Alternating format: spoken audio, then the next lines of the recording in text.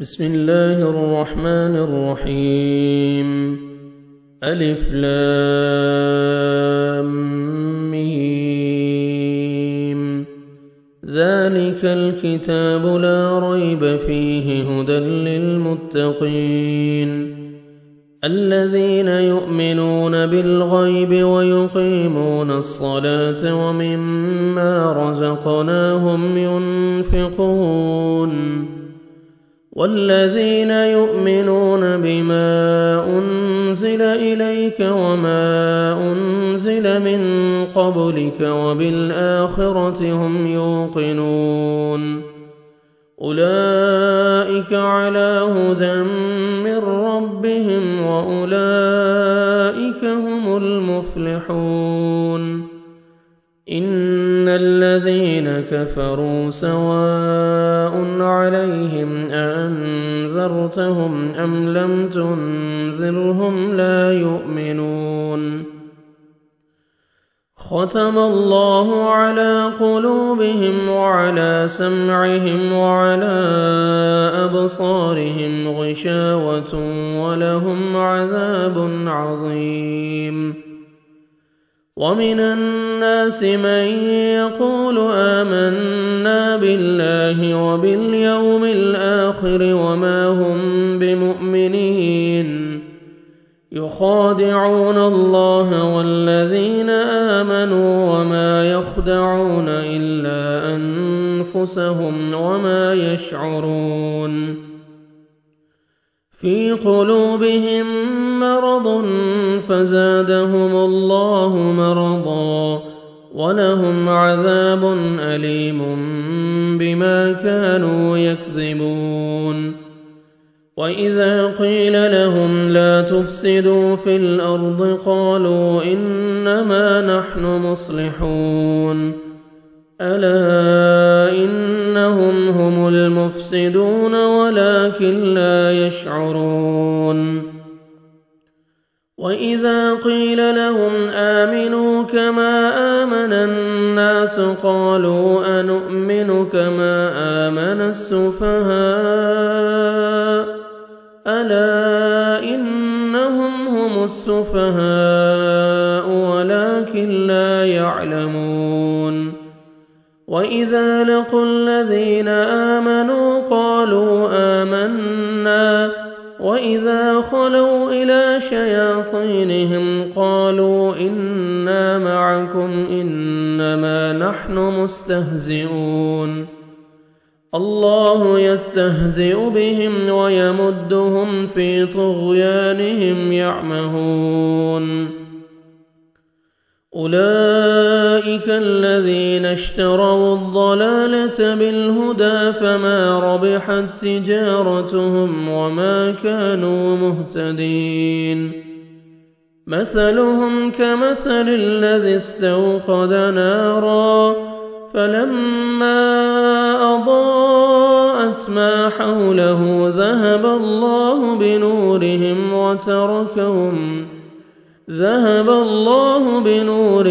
وتركهم في ظلمات لا يبصرون. صم بكم عمي فهم لا يرجعون. أو كصيب من السماء فيه ظلمات ورعد وبرق يجعلون أصابعهم في آذانهم من الصواعق حذر الموت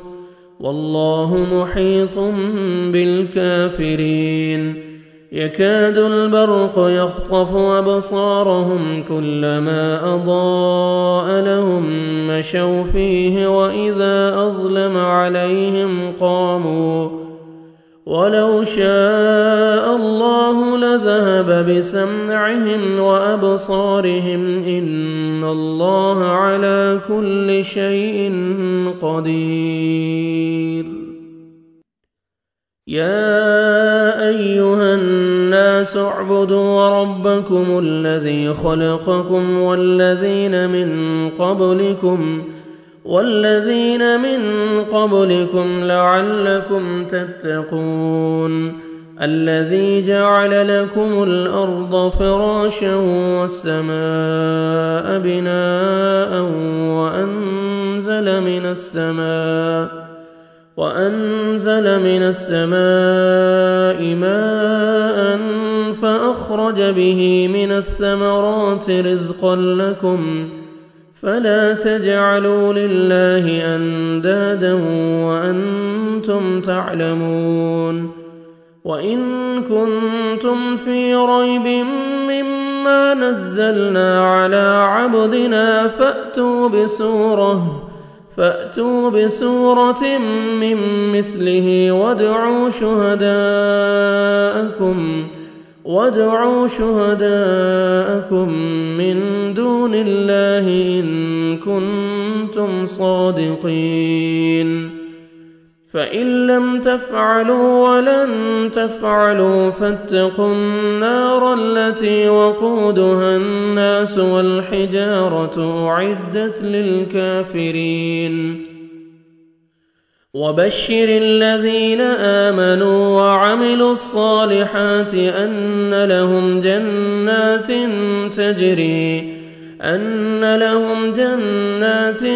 تجري من تحتها الأنهار كلما رزقوا منها من ثمرة رزقا قالوا هذا الذي رزقنا من قبل وأتوا به متشابها ولهم فيها أزواج مطهرة وهم فيها خالدون إن الله لا يستحيي أن يضرب مثلا ما بعوضة فما فوقها فأما الذين آمنوا فيعلمون أنه الحق من ربهم وأما الذين كفروا فيقولون ماذا أراد الله بهذا مثلا يضل به كثيرا ويهدي به كثيرا وما يضل به إلا الفاسقين الذين ينقضون عهد الله من بعد ميثاقه ويقطعون ما أمر الله به أن يوصل ويفسدون في الأرض أولئك هم الخاسرون كيف تكفرون بالله وكنتم أمواتا فأحياكم ثم يميتكم ثم يحييكم ثم إليه ترجعون هو الذي خلق لكم ما في الأرض جميعا ثم استوى إلى السماء فسواهن 7 سماوات وهو بكل شيء عليم وإذ قال ربك للملائكة إني جاعل في الأرض خليفة قالوا أتجعل فيها من يفسد فيها ويسفك الدماء ونحن نسبح بحمدك ونقدس لك قال إني أعلم ما لا تعلمون وعلم آدم الأسماء كلها ثم عرضهم على الملائكة فقال أنبئوني بأسماء هؤلاء إن كنتم صادقين قالوا سبحانك لا علم لنا إلا ما علمتنا إنك أنت العليم الحكيم قال يا آدم أنبئهم بأسمائهم فلما أنبأهم بأسمائهم قال ألم أقل لكم إني أعلم قال ألم أقل لكم إني أعلم غيب السماوات والأرض وأعلم ما تبدون وما كنتم تكتمون وإذ قلنا للملائكة اسجدوا لآدم فسجدوا إلا إبليس أبى واستكبر وكان من الكافرين وقلنا يا آدم اسكن أنت وزوجك الجنة وكلا منها رغدا حيث شئتما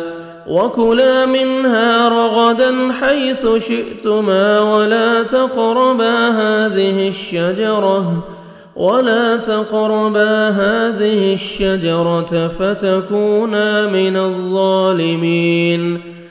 فأزلهما الشيطان عنها فأخرجهما مما كانا فيه وقلنا اهبطوا بعضكم لبعض عدو ولكم في الأرض مستقر ومتاع إلى حين فتلقى آدم من ربه كلمات فتاب عليه إنه هو التواب الرحيم قلنا اهبطوا منها جميعا فإما يأتينكم مني هدى فمن تبع هداي فلا خوف عليهم ولا هم يحزنون والذين كفروا وكذبوا بآياتنا أولئك أصحاب النار هم فيها خالدون يا بني إسرائيل اذكروا نعمتي التي أنعمت عليكم وأوفوا بعهدي أوف بعهدكم وإياي فارهبون وآمنوا بما أنزلت مصدقا لما معكم ولا تكونوا أول كافر به ولا تشتروا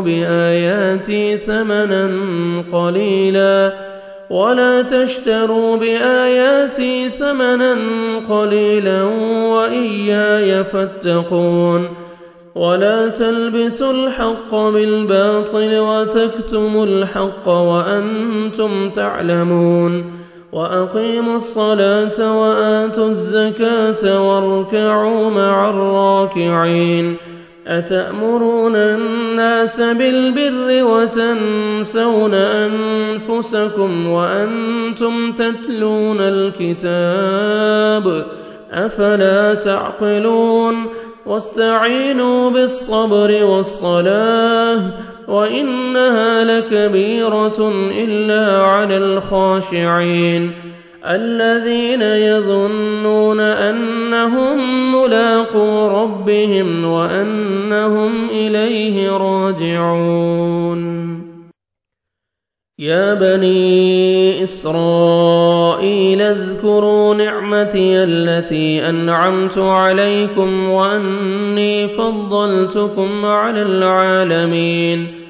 واتقوا يوما لا تجزي نفس عن نفس شيئا ولا يقبل منها شفاعة ولا يؤخذ منها عدل ولا هم ينصرون وإذ نجيناكم من آل فرعون يسومونكم سوء العذاب يذبحون أبناءكم ويستحيون نساءكم وفي ذلكم بلاء من ربكم عظيم وإذ فرقنا بكم البحر فأنجيناكم وأغرقنا آل فرعون وأنتم تنظرون وإذ واعدنا موسى 40 ليلة ثم اتخذتم العجل من بعده ثم اتخذتم العجل من بعده وأنتم ظالمون ثم عفونا عنكم من بعد ذلك لعلكم تشكرون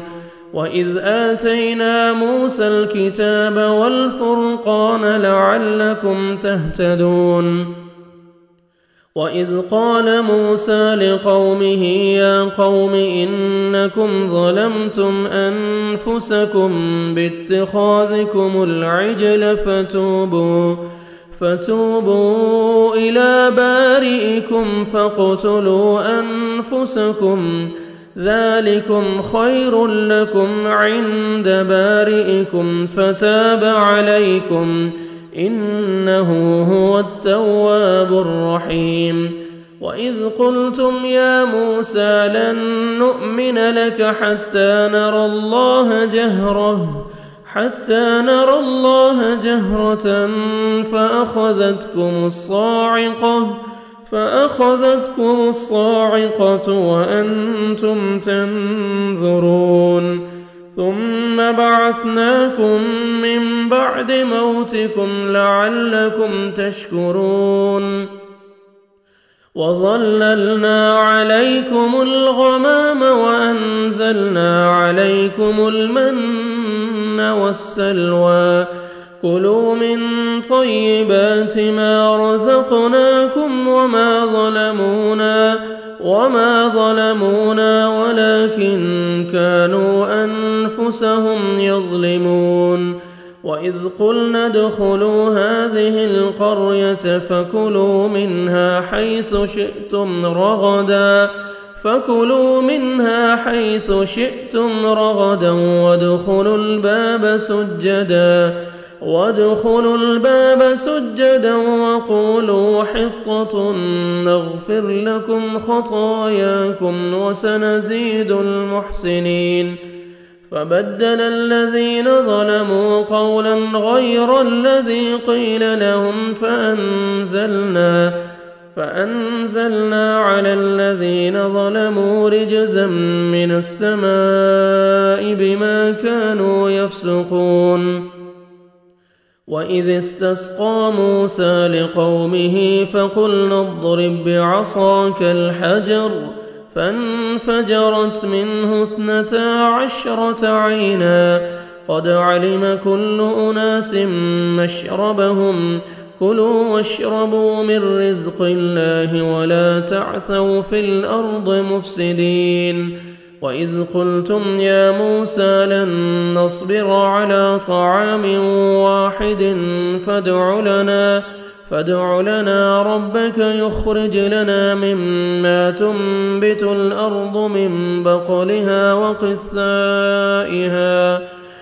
فادع لنا ربك يخرج لنا مما تنبت الأرض من بقلها وقثائها وفومها وعدسها وبصلها قال أتستبدلون الذي هو أدنى بالذي هو خير اهبطوا مصرا فإن لكم ما سألتم وضربت عليهم الذلة والمسكنة وباءوا بغضب من الله ذلك بأنهم كانوا يكفرون بآيات الله ويقتلون النبيين بغير الحق ذلك بما عصوا وكانوا يعتدون إن الذين آمنوا والذين هادوا والنصارى والصابئين من آمن بالله واليوم الآخر وعمل صالحا فلهم أجرهم عند ربهم ولا خوف عليهم ولا هم يحزنون وإذ أخذنا ميثاقكم ورفعنا فوقكم الطور خذوا ما آتيناكم بقوة واذكروا ما فيه لعلكم تتقون ثم توليتم من بعد ذلك فلولا فضل الله عليكم ورحمته لكنتم من الخاسرين. ولقد علمتم الذين اعتدوا منكم في السبت فقلنا لهم كونوا قردة خاسئين فجعلناها نكالا لما بين يديها وما خلفها وموعظة للمتقين. وإذ قال موسى لقومه إن الله يأمركم أن تذبحوا بقرة قالوا أتتخذنا هزوا قال أعوذ بالله أن أكون من الجاهلين. قالوا ادع لنا ربك يبين لنا ما هي قال إنه يقول إنها بقرة لا فارض ولا بكر عوان بين ذلك فافعلوا ما تؤمرون.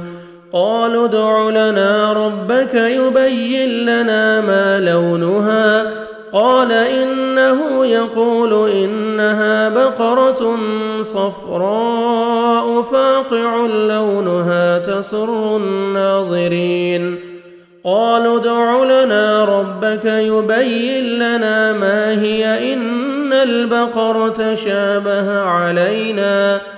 وإنا إن شاء الله لمهتدون. قال إنه يقول إنها بقرة لا ذلول تثير الأرض ولا تسقي الحرث مسلمة لا شيئة فيها. قالوا الآن جئت بالحق فذبحوها وما كادوا يفعلون. وإذ قتلتم نفسا فادارأتم فيها والله مخرج ما كنتم تكتمون. فقلنا اضربوه ببعضها كذلك يحيي الله الموتى ويريكم آياته لعلكم تعقلون. ثم قست قلوبكم من بعد ذلك فهي كالحجارة أو أشد قسوة وإن من الحجارة لما يتفجر منه الأنهار وإن منها لما يشقق فيخرج منه الماء وإن منها لما يهبط من خشية الله وما الله بغافل عما تعملون. أفتطمعون أن يؤمنوا لكم وقد كان فريق منهم يسمعون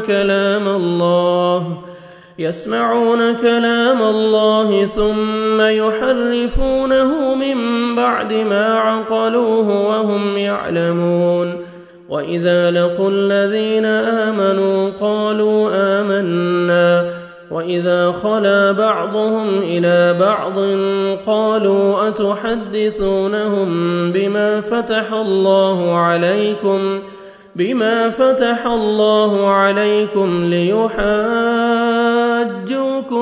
به عند ربكم أفلا تعقلون. أولا يعلمون أن الله يعلم ما يسرون وما يعلنون. ومنهم أميون لا يعلمون الكتاب إلا أماني وإن هم إلا يظنون. فويل للذين يكتبون الكتاب بأيديهم ثم يقولون هذا من عند الله ليشتروا به ثمنا قليلا فويل لهم مما كتبت أيديهم وويل لهم مما يكسبون. وقالوا لن تمسنا النار إلا أياما معدودة قل أتخذتم عند الله عهدا فلن يخلف الله عهده فلن يخلف الله عهده أم تقولون على الله ما لا تعلمون بلى من كسب سيئة وأحاطت به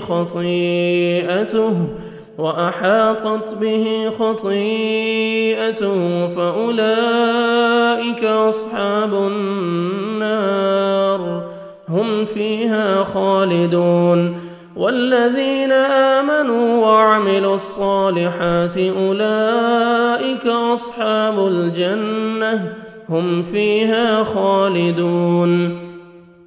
وإذ أخذنا ميثاق بني إسرائيل لا تعبدون إلا الله وبالوالدين إحسانا وذي القربى واليتامى والمساكين وقولوا للناس حسنا وأقيموا الصلاة وآتوا الزكاة ثم توليتم إلا قليلا منكم وأنتم معرضون وإذ أخذنا ميثاقكم لا تسفكون دماءكم ولا تخرجون أنفسكم من دياركم ثم أقررتم وأنتم تشهدون ثم أنتم هؤلاء تقتلون أنفسكم وتخرجون فريقا منكم من ديارهم تظاهرون عليهم بالإثم والعدوان وإن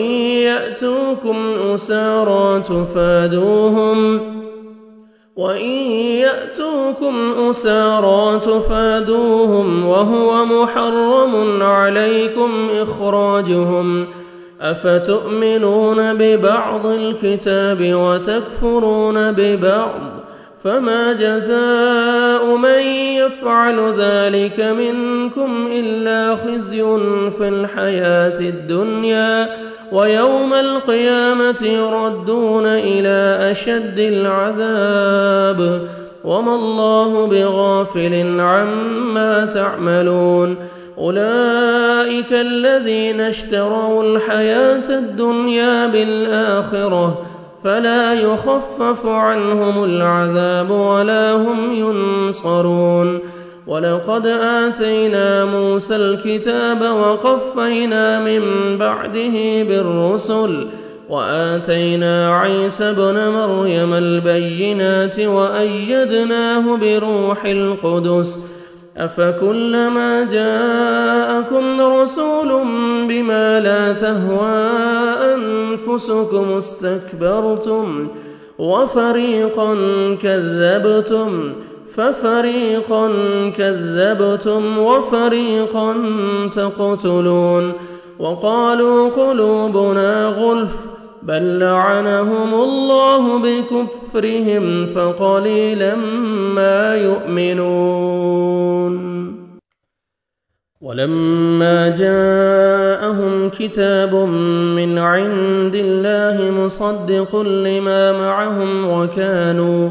وكانوا من قبل يستفتحون على الذين كفروا فلما جاءهم ما عرفوا كفروا به فلعنة الله على الكافرين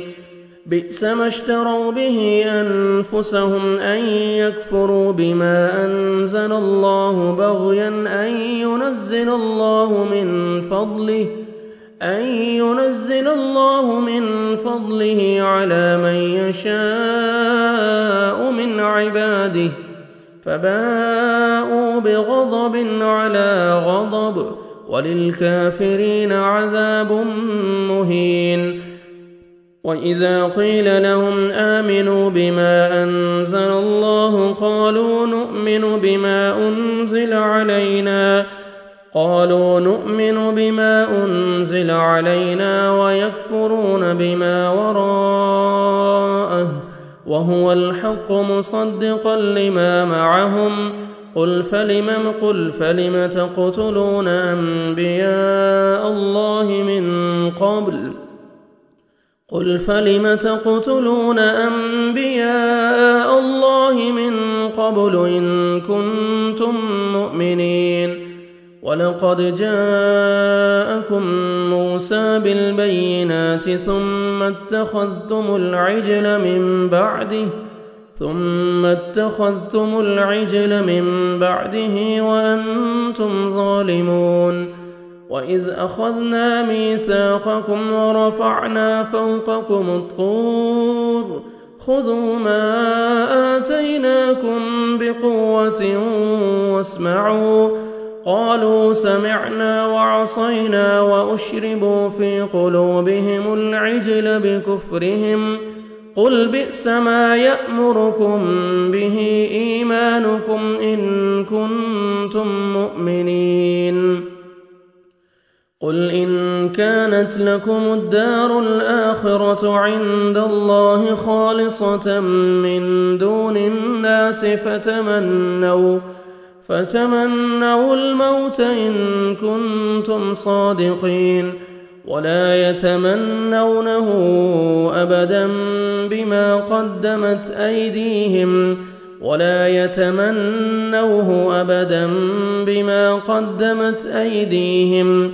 ولن يتمنوه أبدا بما قدمت أيديهم والله عليم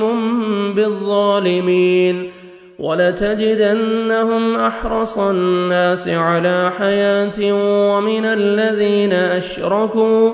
يود أحدهم لو يعمر 1000 سنة وما هو بمزحزحه من العذاب أن يعمر والله بصير بما يعملون قل من كان عدوا لجبريل فإنه نزله على قلبك بإذن الله مصدقا لما بين يديه وهدى وبشرى للمؤمنين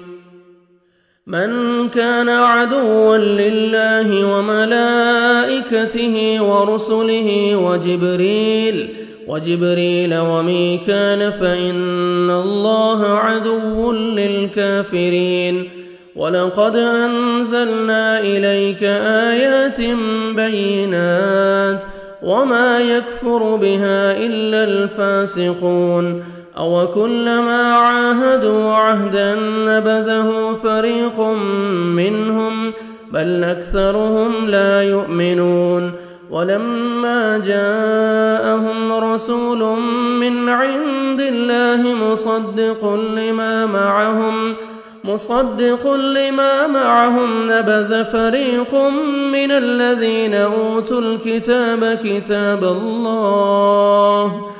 نبذ فريق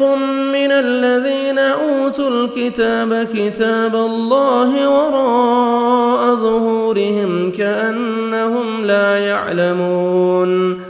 واتبعوا ما تتلو الشياطين على ملك سليمان وما كفر سليمان ولكن الشياطين كفروا يعلمون الناس السحر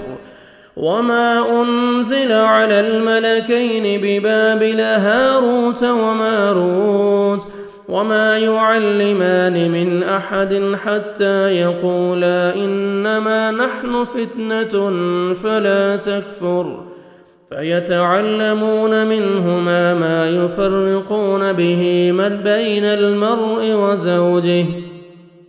وما هم بضارين به من أحد إلا بإذن الله ويتعلمون ما يضرهم ولا ينفعهم ولقد علموا لمن اشتراه ما له في الآخرة من خلاق ولبئس ما شروا به أنفسهم لو كانوا يعلمون ولو أنهم آمنوا واتقوا لمثوبة من عند الله خير لو كانوا يعلمون يا أيها الذين آمنوا لا تقولوا راعنا وقولوا انظرنا واسمعوا وللكافرين عذاب أليم ما يود الذين كفروا من أهل الكتاب ولا المشركين أن ينزل عليكم من خير من ربكم، والله يختص برحمته من يشاء، والله ذو الفضل العظيم. ما ننسخ من آية أو ننسها نأت بخير منها أو مثلها. ألم تعلم أن الله على كل شيء قدير؟ ألم تعلم أن الله له ملك السماوات والأرض، وما لكم من دون الله من ولي ولا نصير؟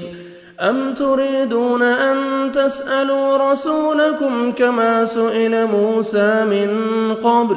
ومن يتبدل الكفر بالإيمان فقد ضل سواء السبيل. ود كثير من أهل الكتاب لو يردونكم من بعد إيمانكم كفارا حسدا من عند أنفسهم من بعد ما تبين لهم الحق، فاعفوا واصفحوا حتى يأتي الله بأمره، إن الله على كل شيء قدير. وأقيموا الصلاة وآتوا الزكاة، وما تقدموا لأنفسكم من خير تجدوه عند الله، إن الله بما تعملون بصير. وقالوا لن يدخل الجنة إلا من كان هودا أو نصارى، تلك أمانيهم، قل هاتوا برهانكم إن كنتم صادقين. بلى من أسلم وجهه لله وهو محسن فله أجره عند ربه ولا خوف عليهم ولا هم يحزنون. وقالت اليهود ليست النصارى على شيء، وقالت النصارى ليست اليهود على شيء وهم يتلون الكتاب، كذلك قال الذين لا يعلمون مثل قولهم، فالله يحكم بينهم يوم القيامة فيما كانوا فيه يختلفون. ومن أظلم ممن منع مساجد الله أن يذكر فيها اسمه وسعى في خرابها، أولئك ما كان لهم أن يدخلوها إلا خائفين، لهم في الدنيا خزي ولهم في الآخرة عذاب عظيم. ولله المشرق والمغرب، فأينما تولوا فثم وجه الله، إن الله واسع عليم. وقالوا اتخذ الله ولدا سبحانه، بل له ما في السماوات والأرض كل له قانتون. بديع السماوات والأرض، وإذا قضى أمرا فإنما يقول له كن فيكون. وقال الذين لا يعلمون لولا يكلمنا الله أو تأتينا آية، كذلك قال الذين من قبلهم مثل قولهم تشابهت قلوبهم، قد بينا الآيات لقوم يوقنون. إنا أرسلناك بالحق بشيرا ونذيرا، ولا تسأل عن أصحاب الجحيم. ولن ترضى عنك اليهود ولا النصارى حتى تتبع ملتهم، قل إن هدى الله هو الهدى، ولئن اتبعت أهواءهم بعد الذي جاءك من العلم ما لك من الله ولئن اتبعت أهواءهم بعد الذي جاءك من العلم ما لك من الله من ولي ولا نصير الذين آتيناهم الكتاب يتلونه حق تلاوته أولئك يؤمنون به ومن يكفر به فأولئك هم الخاسرون يا بني إسرائيل اذكروا نعمتي التي أنعمت عليكم وأني فضلتكم على العالمين واتقوا يوما لا تجزي نفس عن نفس شيئا ولا يقبل منها عدل ولا تنفعها شفاعة ولا هم ينصرون وإذ ابتلى إبراهيم ربه بكلمات فأتمهن قال إني جاعلك للناس إماما قال ومن ذريتي قال لا ينال عهد الظالمين وإذ جعلنا البيت مثابة للناس وأمنا واتخذوا من مقام إبراهيم مصلى وعهدنا إلى إبراهيم وإسماعيل أن طهرا بيتي للطائفين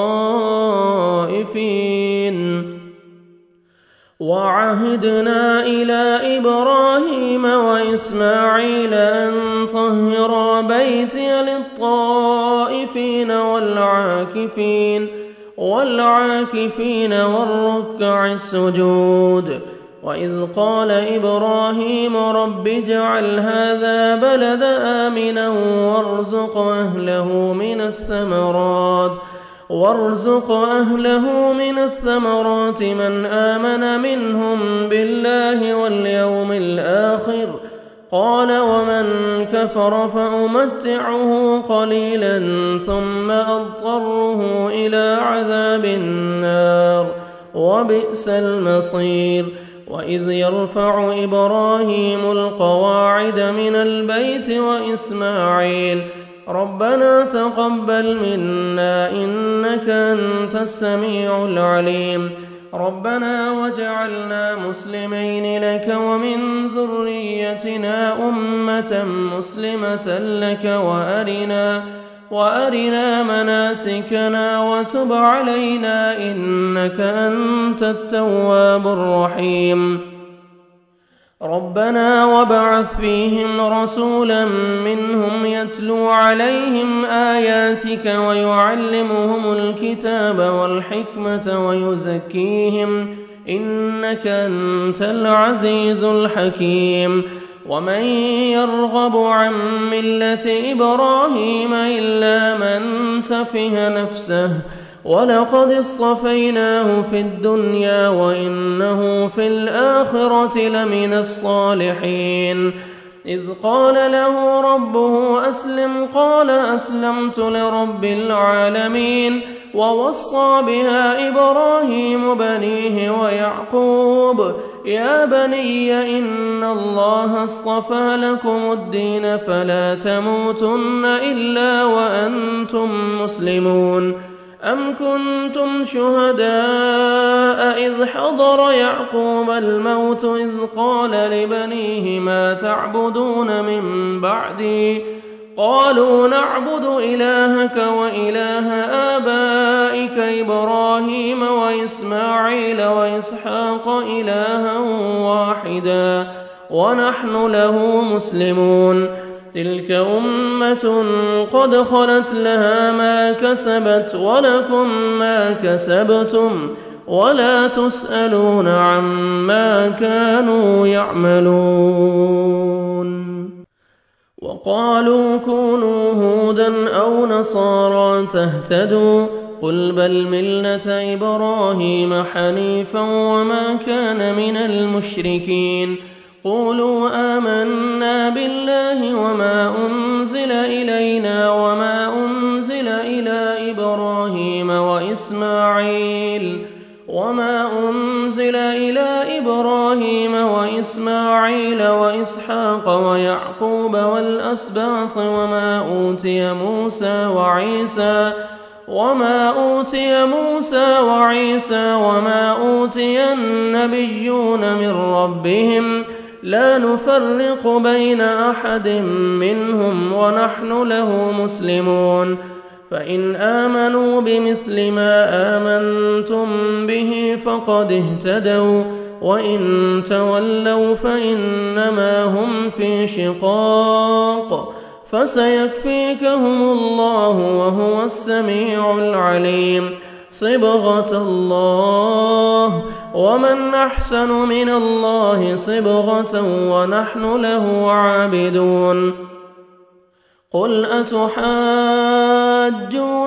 في الله وهو ربنا وربكم ولنا أعمالنا ولكم أعمالكم ونحن له مخلصون أم تقولون إن إبراهيم وإسماعيل وإسحاق ويعقوب والأسباط كانوا هودا أو نصارى قل أأنتم أعلم أم الله ومن أظلم ممن كتم شهادة عنده من الله وما الله بغافل عما تعملون تلك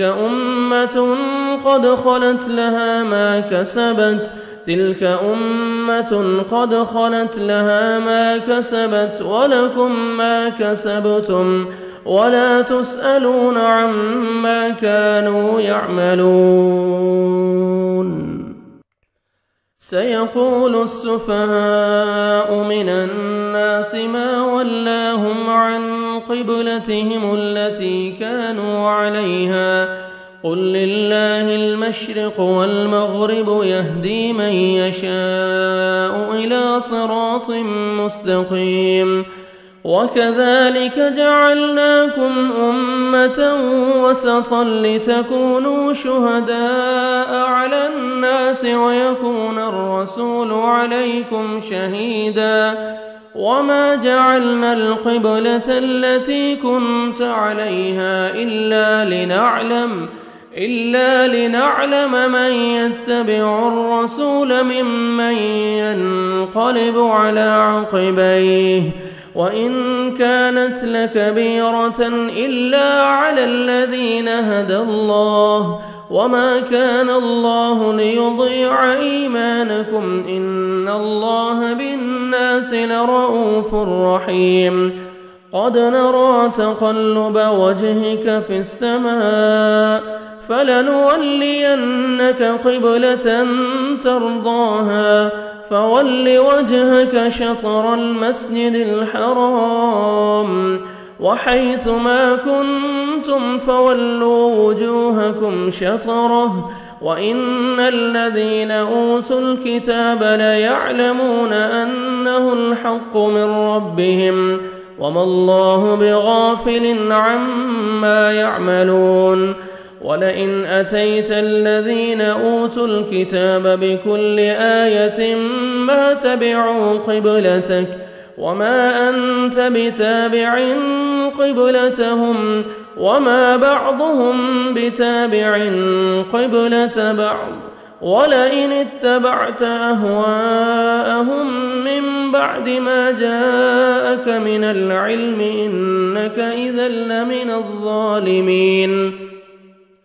الذين آتيناهم الكتاب يعرفونه كما يعرفون أبناءهم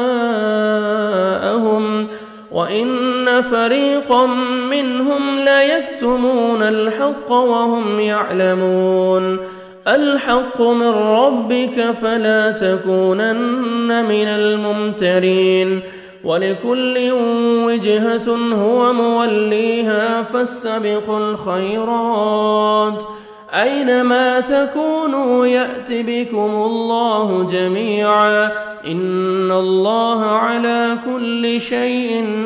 قدير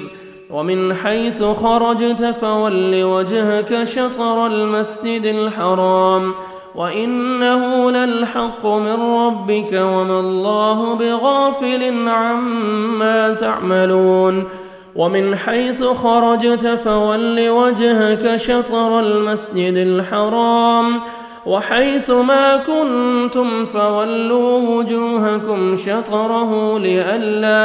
لئلا يكون للناس عليكم حجة إلا الذين ظلموا فلا تخشوهم واخشوني ولأتم نعمتي عليكم ولعلكم تهتدون كما أرسلنا فيكم رسولا منكم يتلو عليكم آياتنا ويزكيكم ويعلمكم الكتاب والحكمة ويعلمكم ما لم تكونوا تعلمون فاذكروني أذكركم واشكروا لي ولا تكفرون يا أيها الذين آمنوا استعينوا بالصبر والصلاة إن الله مع الصابرين ولا تقولوا لمن يقتل في سبيل الله أموات بل أحياء ولكن لا تشعرون ولنبلونكم بشيء من الخوف والجوع ونقص من الأموال والأنفس والثمرات وبشر الصابرين الذين إذا أصابتهم مصيبة قالوا إنا لله وإنا إليه راجعون أولئك عليهم صلوات من ربهم ورحمة وأولئك هم المهتدون إن الصفا والمروة من شعائر الله فمن حج البيت أو اعتمر فلا جناح عليه أن يطوف بهما ومن تطوع خيرا فإن الله شاكر عليم إن الذين يكتمون ما أنزلنا من البينات والهدى من بعد ما بيناه للناس في الكتاب أولئك يلعنهم الله ويلعنهم اللاعنون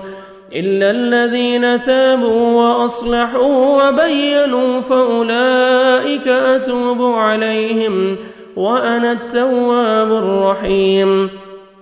إن الذين كفروا وماتوا وهم كفار أولئك عليهم لعنة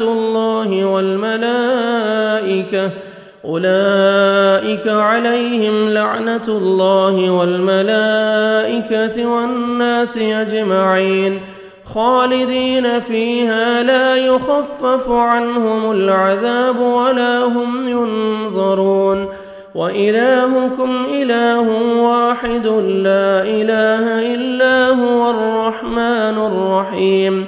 إن في خلق السماوات والأرض واختلاف الليل والنهار والفلك التي تجري في البحر بما ينفع الناس وما أنزل الله من السماء من ماء فأحيا به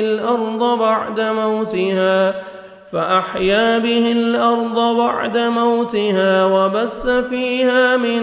كل دابة وتصريف الرياح والسحاب المسخر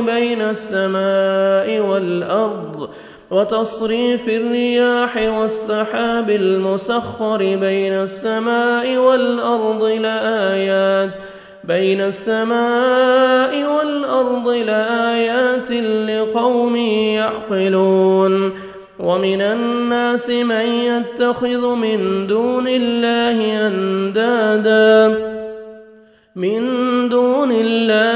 أندادا يحبونهم كحب الله والذين آمنوا أشد حبا لله ولو يرى الذين ظلموا إذ يرون العذاب أن القوة لله جميعا وأن الله شديد العذاب إذ تبرأ الذين اتبعوا من الذين اتبعوا ورأوا العذاب وتقطعت بهم الأسباب وقال الذين اتبعوا لو أن لنا كرة فنتبرأ منهم كما تبرأوا منا كذلك يريهم الله أعمالهم حسرات عليهم وما هم بخارجين من النار يا أيها الناس كلوا مما في الأرض حلالا طيبا ولا تتبعوا خطوات الشيطان إنه لكم عدو مبين إنما يأمركم بالسوء والفحشاء وأن تقولوا على الله ما لا تعلمون وإذا قيل لهم اتبعوا ما أنزل الله قالوا بل نتبع ما ألفينا عليه آباءنا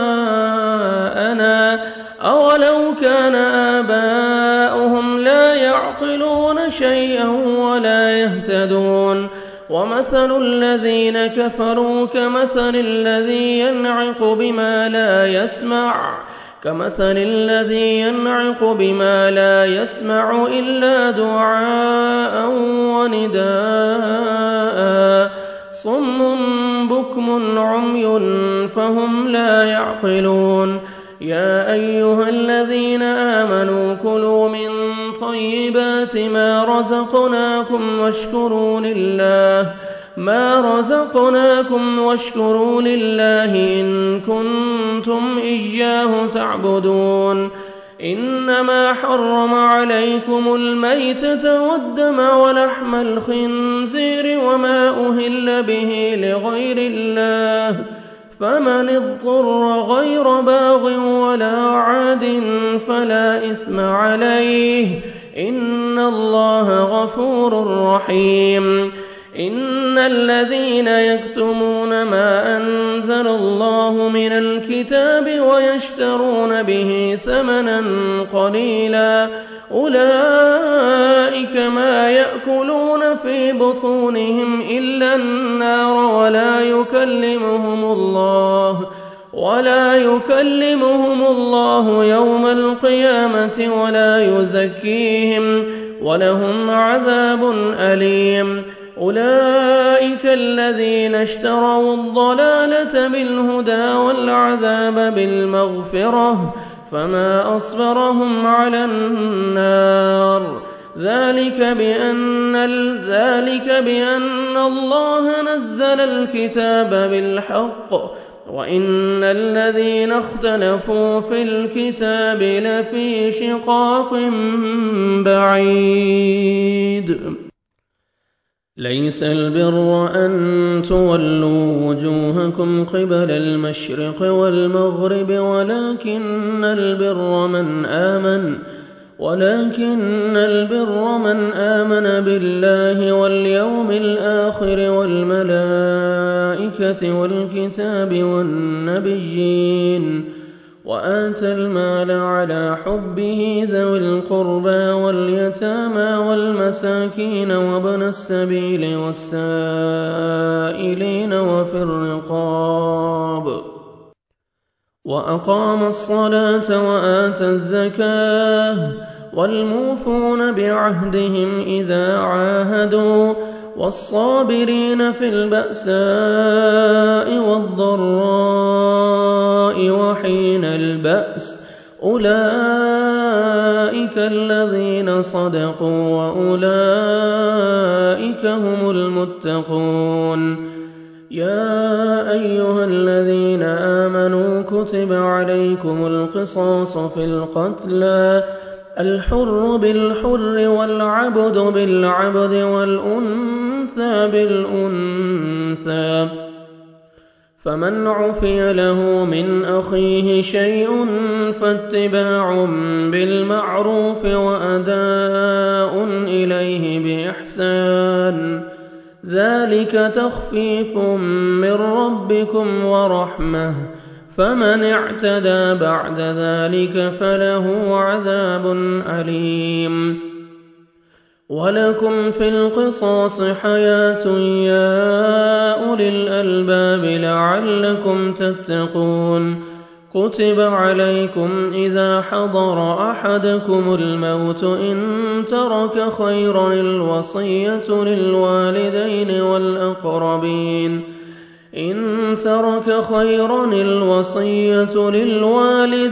والأقربين بالمعروف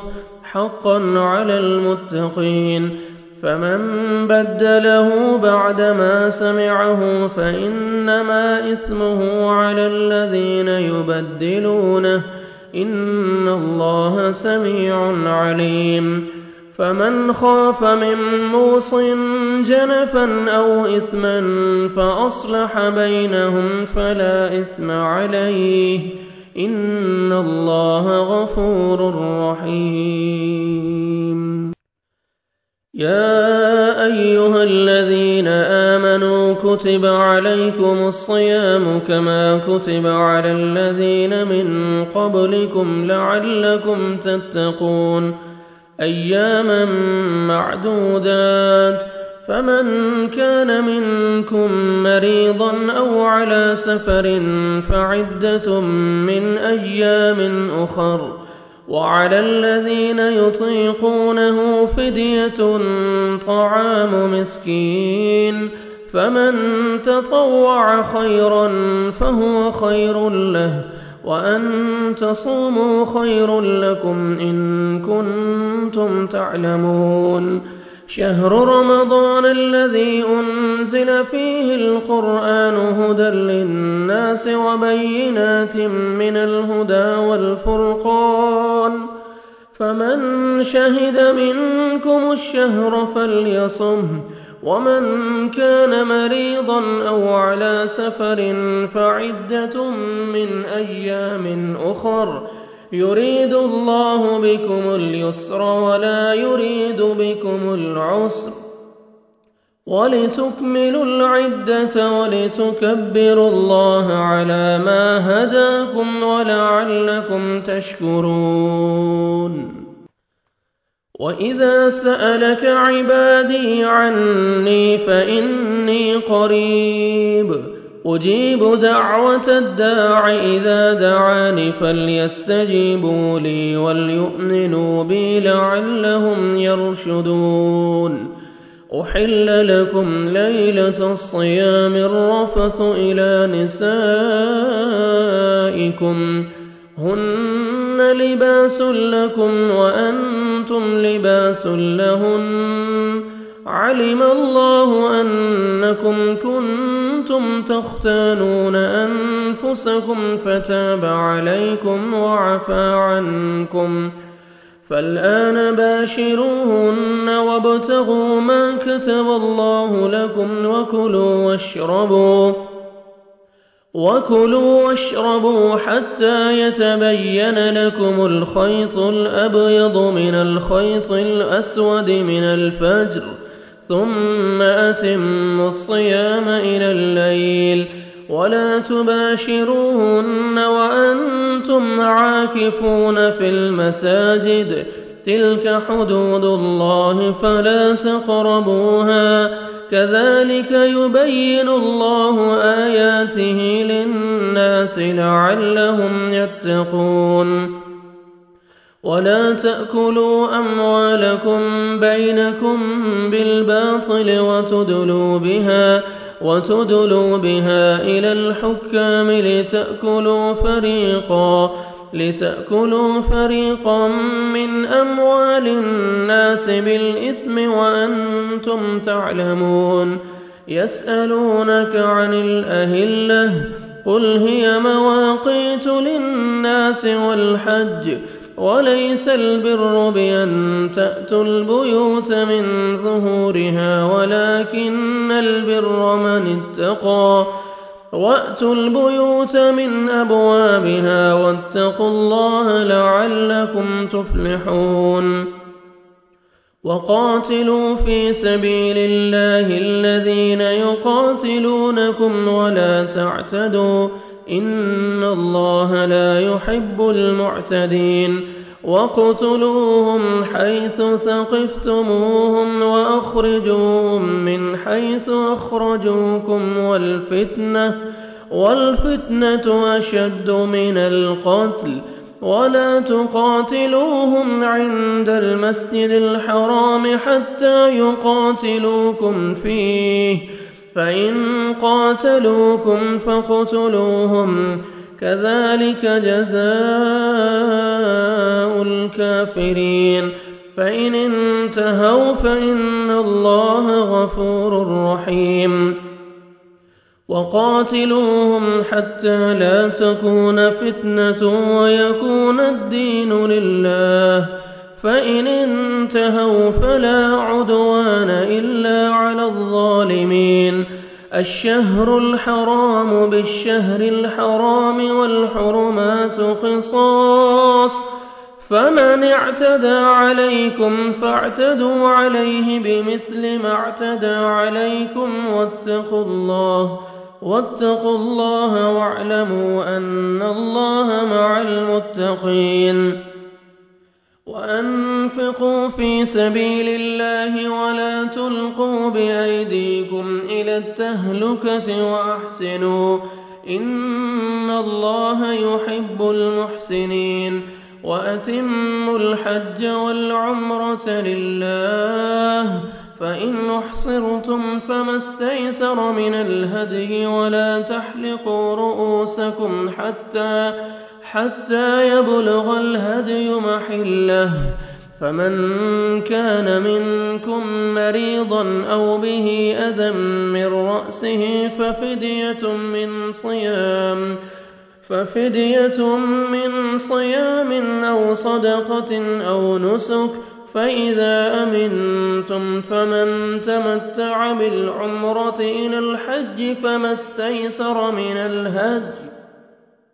فمن لم يجد فصيام 3 أيام في الحج و7 إذا رجعتم تلك 10 كاملة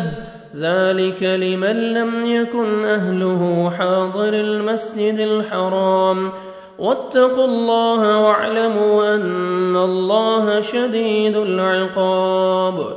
الحج أشهر معلومات فمن فرض فيهن الحج فلا رفث ولا فسوق ولا جدال في الحج وما تفعلوا من خير يعلمه الله وتزودوا فإن خير الزاد التقوى واتقون يا أولي الألباب ليس عليكم جناح أن تبتغوا فضلا من ربكم فإذا أفضتم من عرفات فاذكروا الله عند المشعر الحرام واذكروه كما هداكم وإن كنتم من قبله لمن الضالين ثم أفيضوا من حيث أفاض الناس واستغفروا الله إن الله غفور رحيم فإذا قضيتم مناسككم فاذكروا الله كذكركم آباءكم أو أشد ذكرا فمن الناس من يقول ربنا آتنا في الدنيا وما له في الآخرة من خلاق ومنهم من يقول ربنا آتنا في الدنيا حسنة وفي الآخرة حسنة وقنا عذاب النار أولئك لهم نصيب مما كسبوا والله سريع الحساب واذكروا الله في أيام معدودات فمن تعجل في يومين فلا إثم عليه ومن تأخر فلا إثم عليه لمن اتقى واتقوا الله واعلموا أنكم إليه تحشرون. ومن الناس من يعجبك قوله في الحياة الدنيا ويشهد الله على ما في قلبه وهو ألد الخصام وإذا تولى سعى في الأرض ليفسد فيها ويهلك الحرث والنسل والله لا يحب الفساد. وإذا قيل له اتق الله أخذته العزة بالإثم فحسبه جهنم ولبئس المهاد. ومن الناس من يشري نفسه ابتغاء مرضات الله والله رؤوف بالعباد. يا أيها الذين آمنوا ادخلوا في السلم كافة ولا تتبعوا خطوات الشيطان إنه لكم عدو مبين. فإن زللتم من بعد ما جاءتكم البينات فاعلموا أن الله عزيز حكيم. هل ينظرون إلا أن يأتيهم الله في ظلل من الغمام والملائكة وقضي الأمر وإلى الله ترجع الأمور. سل بني إسرائيل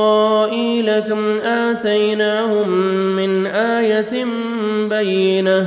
ومن يبدل نعمة الله من بعد ما جاءته فإن الله شديد العقاب. زين للذين كفروا الحياة الدنيا ويسخرون من الذين آمنوا والذين اتقوا فوقهم يوم القيامة والله يرزق من يشاء بغير حساب. كان الناس أمة واحدة فبعث الله النبيين مبشرين ومنذرين وأنزل معهم الكتاب بالحق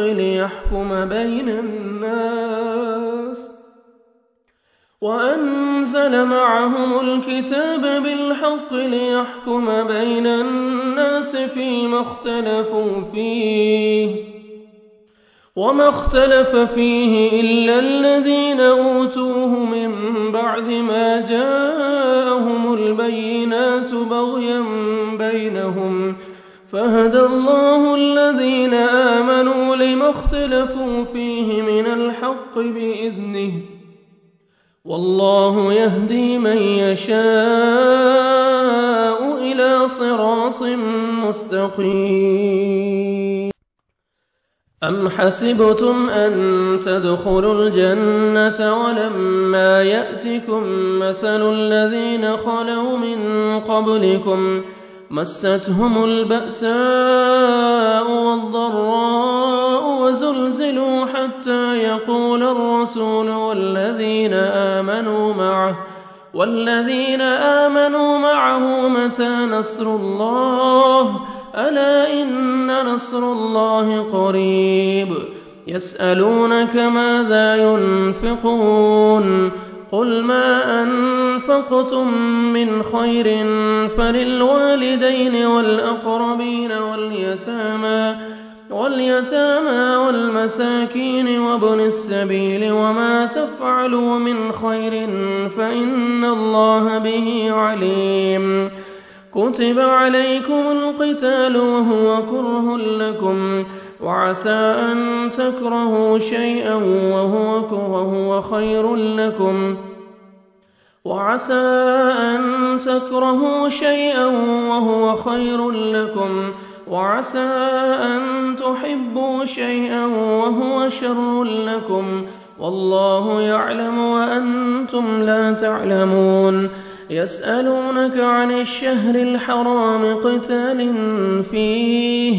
قل قتال فيه كبير وصد عن سبيل الله وكفر به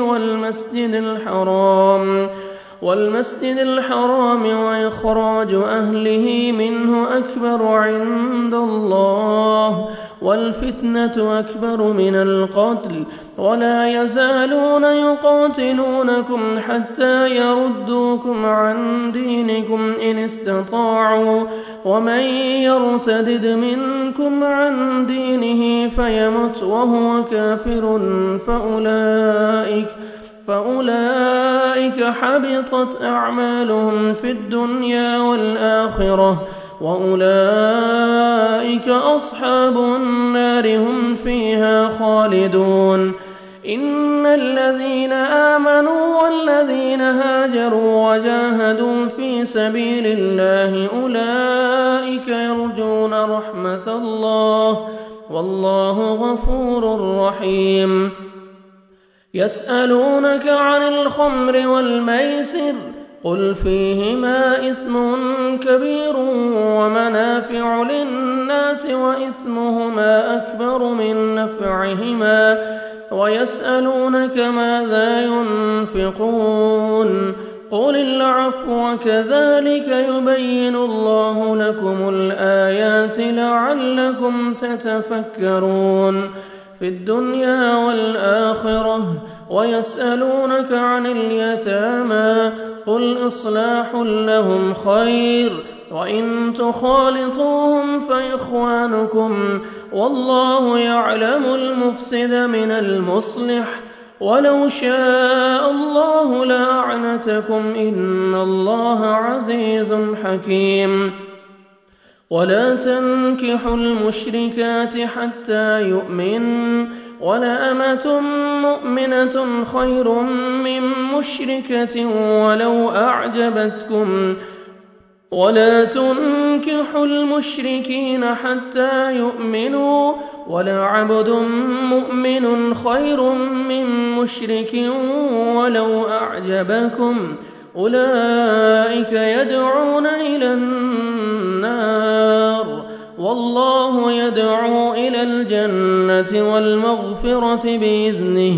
ويبين آياته للناس لعلهم يتذكرون. ويسألونك عن المحيض، قل هو أذى فاعتزلوا النساء في المحيض ولا تقربوهن حتى يطهرن،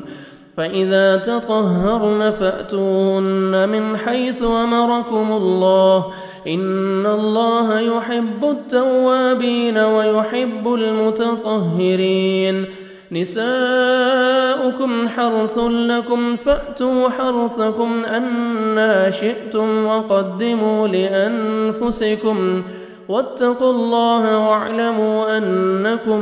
ملاقوه، وبشر المؤمنين. ولا تجعلوا الله عرضة لأيمانكم أن تبروا وتتقوا وتصلحوا بين الناس، والله سميع عليم. لا يؤاخذكم الله باللغو في أيمانكم، ولكن يؤاخذكم بما كسبت قلوبكم، والله غفور حليم. للذين يؤلون من نسائهم تربص 4 أشهر، فإن فاءوا فإن الله غفور رحيم. وإن عزموا الطلاق فإن الله سميع عليم. والمطلقات يتربصن بأنفسهن 3 قروء، ولا يحل لهن أن يكتمن ما خلق الله في أرحامهن إن كن يؤمن إن كن يؤمن بالله واليوم الآخر وبعولتهن أحق بردهن في ذلك إن أرادوا إصلاحا ولهن مثل الذي عليهن بالمعروف وللرجال عليهن درجة والله عزيز حكيم. الطلاق مرتان فإمساك بمعروف أو تسريح بإحسان ولا يحل لكم أن تأخذوا مما آتيتموهن شيئا إلا أن يخافا ألا يقيما حدود الله فإن خفتم ألا يقيما حدود الله فلا جناح عليهما فيما افتدت به تلك حدود الله فلا تعتدوها ومن يتعد حدود الله فأولئك هم الظالمون. فإن طلقها فلا تحل له من بعد حتى تنكح زوجا غيره فإن طلقها فلا جناح عليهما أن يتراجعا إن ظنا أن يقيما حدود الله وتلك حدود الله يبينها لقوم يعلمون. وإذا طلقتم النساء فبلغن أجلهن فأمسكوهن بمعروف أو سرحوهن بمعروف ولا تمسكوهن ضرارا لتعتدوا ومن يفعل ذلك فقد ظلم نفسه. ولا تتخذوا آيات الله هزوا واذكروا نعمة الله عليكم وما أنزل عليكم من الكتاب والحكمة يعظكم به واتقوا الله واعلموا أن الله بكل شيء عليم. وإذا طلقتم النساء فبلغن أجلهن فلا تعضلوهن أن ينكحن أزواجهن إذا تراضوا بينهم بالمعروف ذلك يوعظ به من كان منكم يؤمن بالله واليوم الآخر ذلكم أزكى لكم وأطهر والله يعلم وأنتم لا تعلمون. والوالدات يرضعن أولادهن حولين كاملين لمن أراد أن يتم الرضاعة وعلى المولود له رزقهن وكسوتهن بالمعروف لا تكلف نفس إلا وسعها لا تضار والدة بولدها ولا مولود له بولده وعلى الوارث مثل ذلك فإن أرادا فصالا عن تراض منهما وتشاور فلا جناح عليهما. وإن أردتم أن تسترضعوا أولادكم فلا جناح عليكم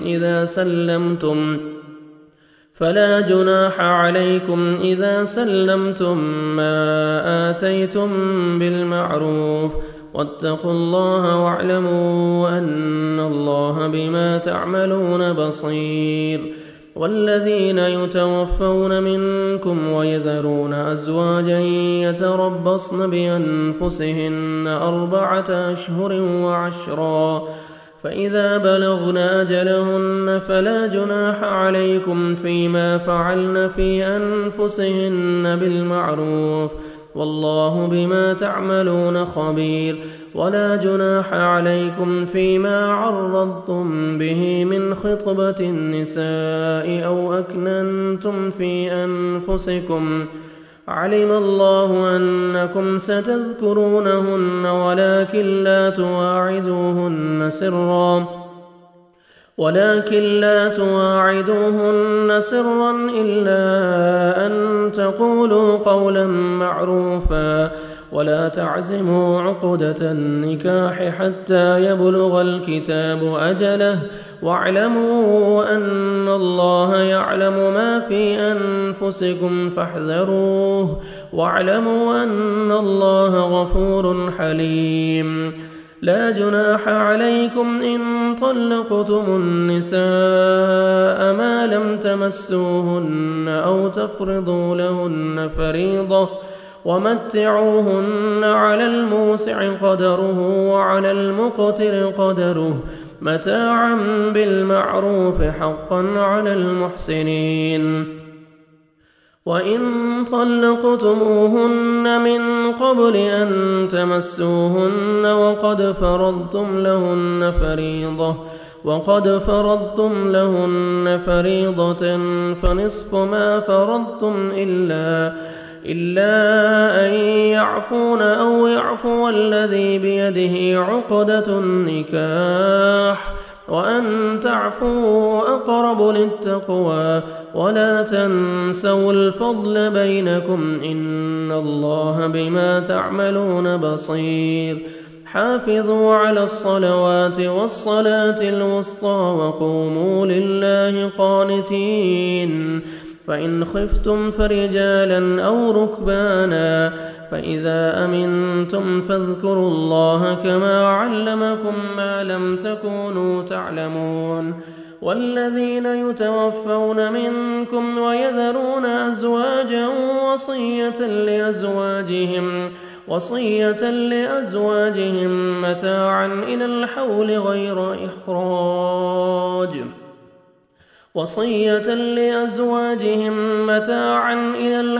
غير إخراج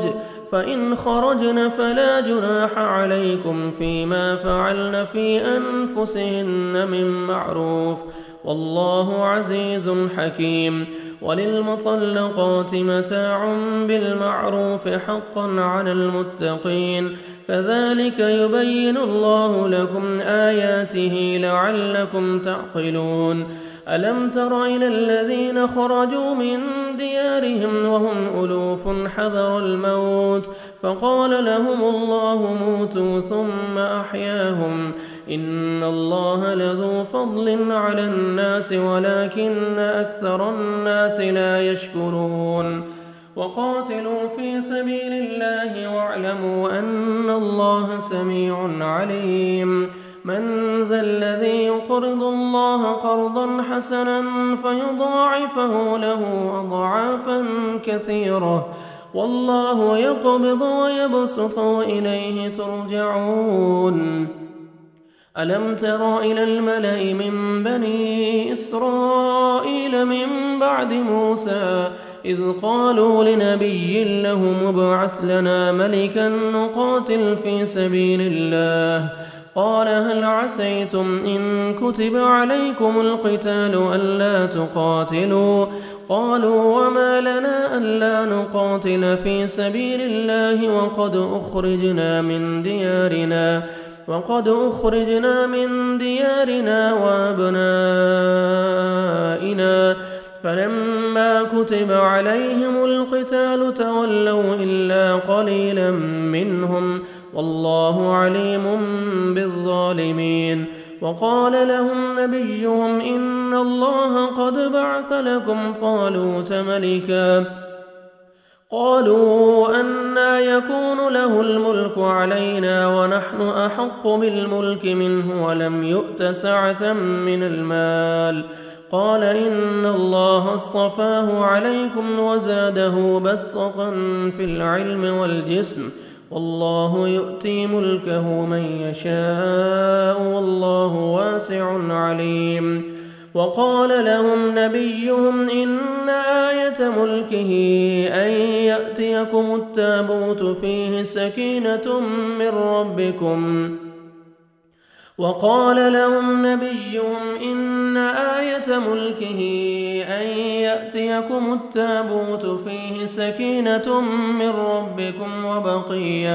وبقية مما ترك آل موسى وآل هارون تحمله الملائكة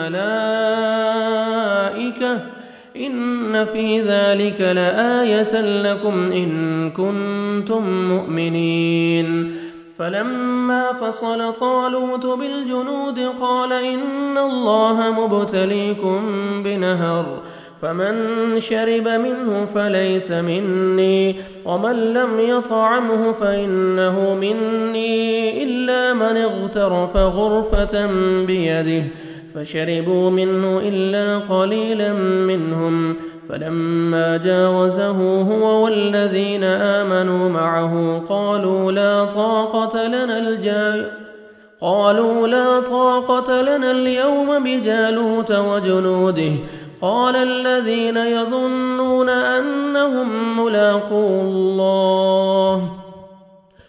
الذين يظنون أنهم ملاقو الله كم من فئة قليلة غلبت فئة كثيرة بإذن الله والله مع الصابرين ولما برزوا لجالوت وجنوده قالوا ربنا أفرغ علينا صبرا وثبت أقدامنا وانصرنا على القوم الكافرين فهزموهم بإذن الله وقتل داود جالوت وآتاه الله الملك والحكمة وعلمه مما يشاء ولولا دفع الله الناس بعضهم ببعض لفسدت الأرض ولكن الله ذو فضل على العالمين تلك آيات الله نتلوها عليك بالحق وإنك لمن المرسلين تلك الرسل فضلنا بعضهم على بعض منهم من كلم الله ورفع بعضهم درجات وآتينا عيسى ابن مريم البينات وأيدناه بروح القدس ولو شاء الله ما اقتتل الذين من بعدهم من بعد ما جاءتهم البينات ولكن اختلفوا فمنهم من آمن ومنهم من كفر ولو شاء الله ما اقتتلوا ولكن الله يفعل ما يريد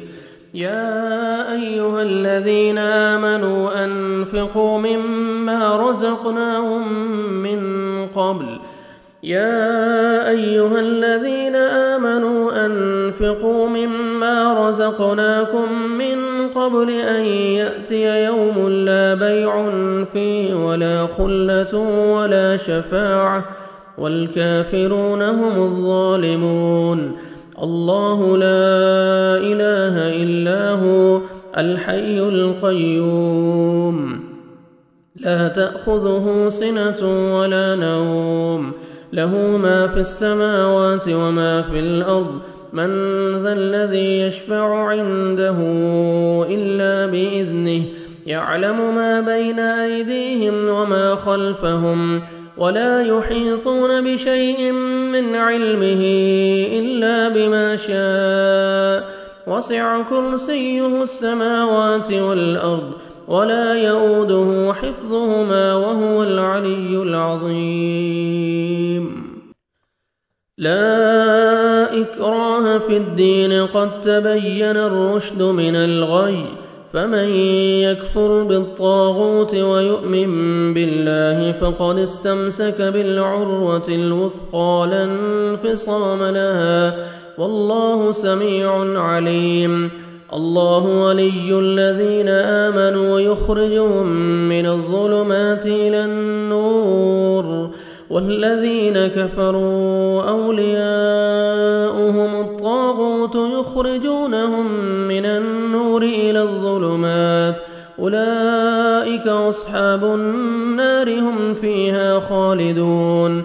ألم تر إلى الذي حاج إبراهيم في ربه أن آتاه الله الملك إذ قال إبراهيم ربي الذي يحيي ويميت قال أنا أحيي وأميت قال إبراهيم فإن الله يأتي بالشمس من المشرق فأت بها من المغرب فبهت الذي كفر والله لا يهدي القوم الظالمين أو كالذي مر على قرية وهي خاوية على عروشها قال أنى يحيي هذه الله بعد موتها فأماته الله 100 عام ثم بعثه قال كم لبثت قال لبثت يوما أو بعض يوم قال لبثت يوما أو بعض يوم قال بل لبثت 100 عام فانظر إلى طعامك وشرابك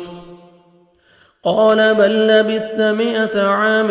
فانظر إلى طعامك وشرابك لم يتسنه وانظر إلى حمارك ولنجعلك آية للناس وانظر إلى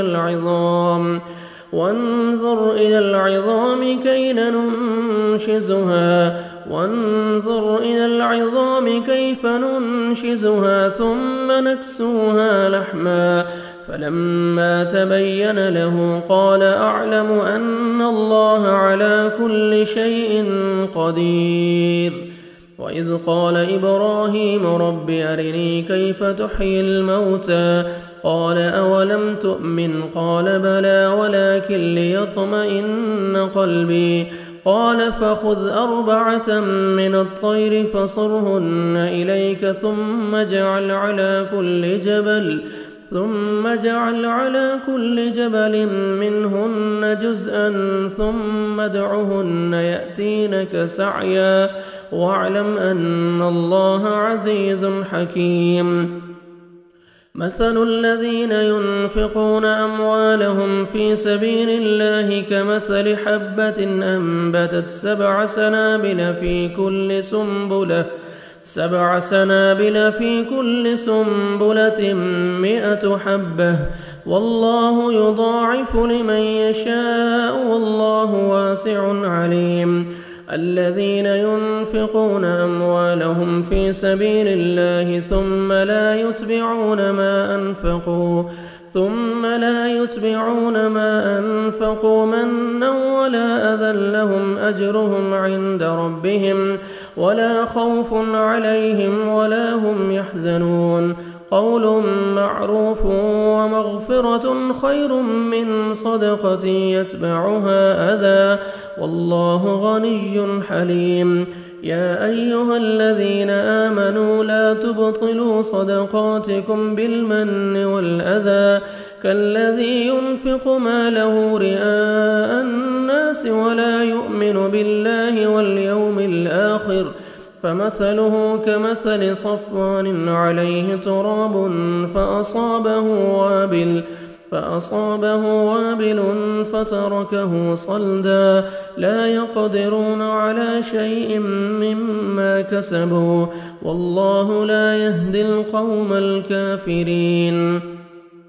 ومثل الذين ينفقون أموالهم ابتغاء مرضات الله وتثبيتا من أنفسهم كمثل جنة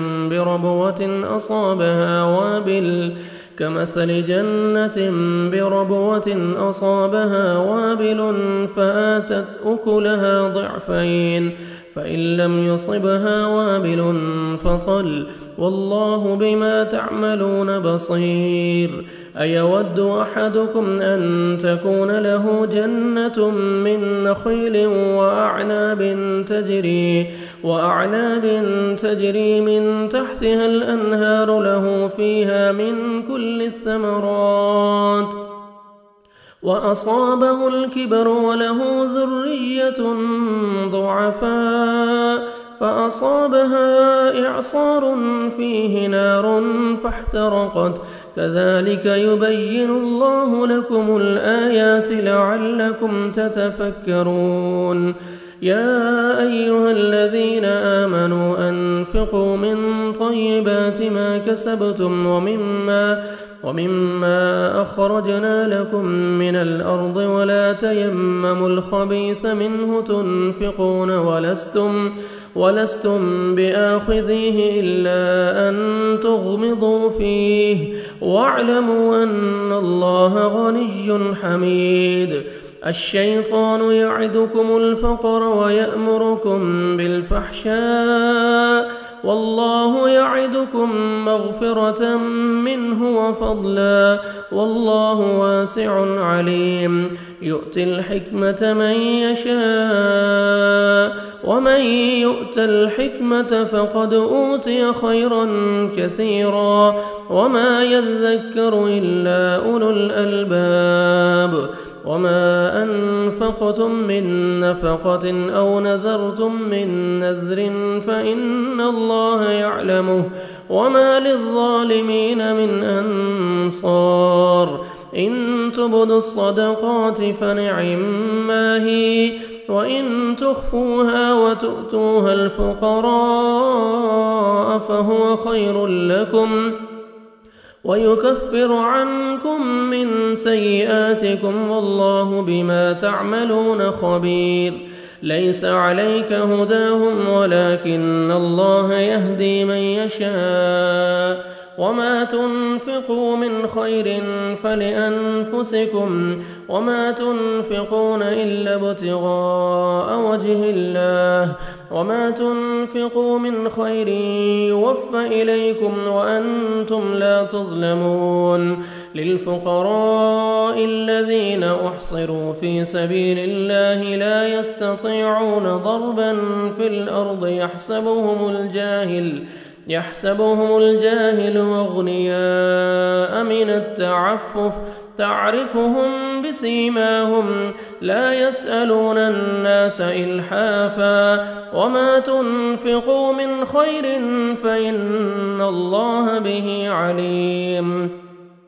الذين ينفقون أموالهم بالليل والنهار سرا وعلانية فلهم أجرهم عند ربهم ولا خوف عليهم ولا هم يحزنون. الذين يأكلون الربا لا يقومون إلا كما يقوم الذي يتخبطه الشيطان من المس ذلك بأنهم قالوا إنما البيع مثل الربا وأحل الله البيع وحرم الربا. فمن جاءه موعظة من ربه فانتهى فله ما سلف وأمره إلى الله ومن عاد فأولئك أصحاب النار هم فيها خالدون. يمحق الله الربا ويربي الصدقات والله لا يحب كل كفار أثيم. إن الذين آمنوا وعملوا الصالحات وأقاموا الصلاة وآتوا الزكاة لهم أجرهم عند ربهم ولا خوف عليهم ولا هم يحزنون. يا أيها الذين آمنوا اتقوا الله وذروا ما بقي من الربا إن كنتم مؤمنين فإن لم تفعلوا فأذنوا بحرب من الله ورسوله وإن تبتم فلكم رؤوس أموالكم لا تظلمون ولا تظلمون. وإن كان ذو عسرة فنظرة إلى ميسرة وأن تصدقوا خير لكم إن كنتم تعلمون. واتقوا يوما ترجعون فيه إلى الله ثم توفى كل نفس ما كسبت وهم لا يظلمون. يا أيها الذين آمنوا إذا تداينتم بدين إلى أجل مسمى فاكتبوه وليكتب بينكم كاتب بالعدل ولا يأب كاتب أن يكتب كما علمه الله فليكتب وليملل الذي عليه الحق وليتق الله ربه ولا يبخس منه شيئا فإن كان الذي عليه الحق سفيها أو ضعيفا أو لا يستطيع أن يمل هو فليملل وليه بالعدل واستشهدوا شهيدين من رجالكم فإن لم يكونا رجلين فرجل وامرأتان ممن ترضون من الشهداء أن تضل إحداهما فتذكر إحداهما الأخرى ولا يأبى الشهداء إذا ما دعوا ولا تسأموا أن تكتبوه صغيرا أو كبيرا إلى أجله ذلكم أقسط عند الله وأقوم للشهادة وأدنى ألا ترتابوا إلا أن تكون تجارة حاضرة تديرونها بينكم فليس عليكم جناح ألا تكتبوها وأشهدوا إذا تبايعتم ولا يضار كاتب ولا شهيد وإن تفعلوا فإنه فسوق بكم واتقوا الله ويعلمكم الله والله بكل شيء عليم وإن كنتم على سفر ولم تجدوا كاتبا فرهان مقبوضة فإن أمن بعضكم بعضا فليؤد الذي ائتمن أمانته وليتق الله ربه ولا تكتموا الشهادة ومن يكتمها فإنه آثم قلبه والله بما تعملون عليم لله ما في السماوات وما في الأرض وإن تبدوا ما في أنفسكم أو تخفوه يحاسبكم به الله فيغفر لمن يشاء ويعذب من يشاء والله على كل شيء قدير آمن الرسول بما أنزل إليه من ربه والمؤمنون كل آمن بالله وملائكته وكتبه ورسله لا نفرق بين أحد من رسله وقالوا سمعنا وأطعنا غفرانك ربنا وإليك المصير لا يكلف الله نفسا إلا وسعها لها ما كسبت وعليها ما اكتسبت ربنا لا تؤاخذنا إن نسينا أو أخطأنا ربنا ولا تحمل علينا إصرا كما حملته على الذين من قبلنا ربنا ولا تحملنا ما لا طاقة لنا به واعف عنا واغفر لنا وارحمنا أنت مولانا فانصرنا على القوم الكافرين.